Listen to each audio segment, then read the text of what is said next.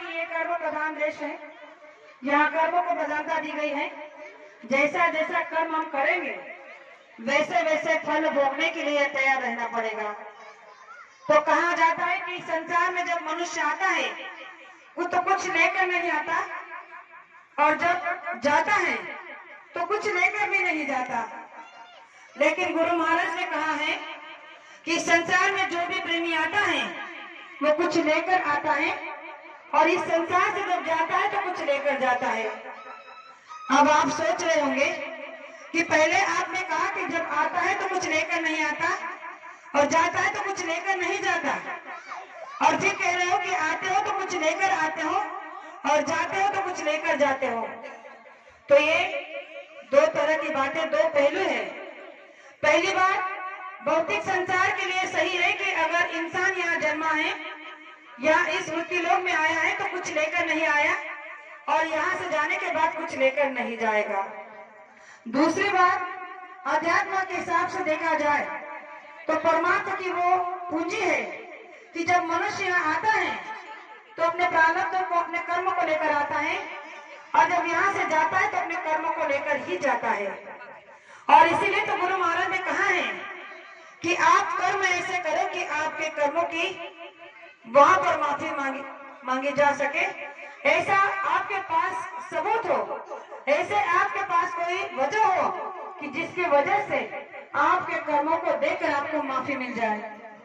आज हम देख रहे हैं कि हमने आज तक क्या क्या कर्म किए, कैसे कैसे अपराध किए, कैसे कैसे अत्याचार, अनाचार, पापाचार किया, जिसके बारे में हमने कभी नहीं सोचा कि इसका रूप कितना भयावह होगा, और जब इसकी सजा मिलेगी तो वो कितनी भयानक होगी।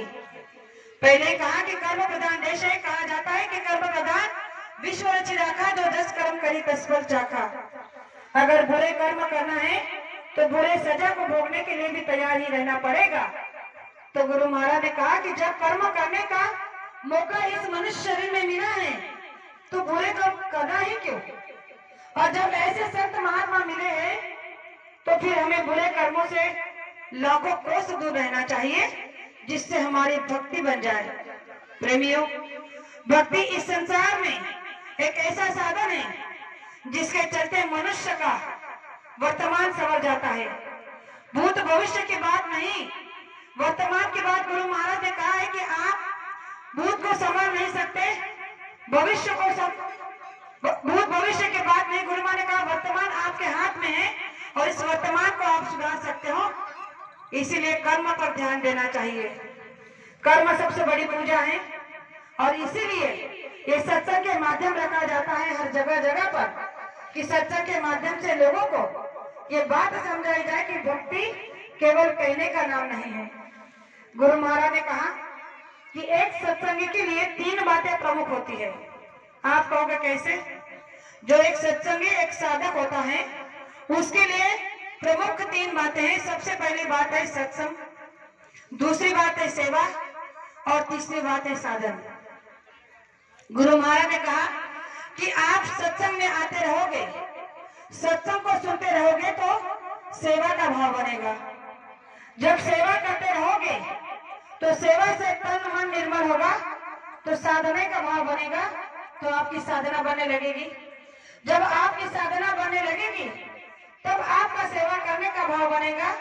जब आप सेवा करते रहोगे तो आपका सत्संग में आने का मन होगा और आप सत्संग में जुड़े रहोगे। ये 3 कड़ियां हमारे साधक के साथ में, हमारे जीवन के साथ जुड़ी है कि हमें सत्संग, सेवा और साधना पर ध्यान देनी चाहिए।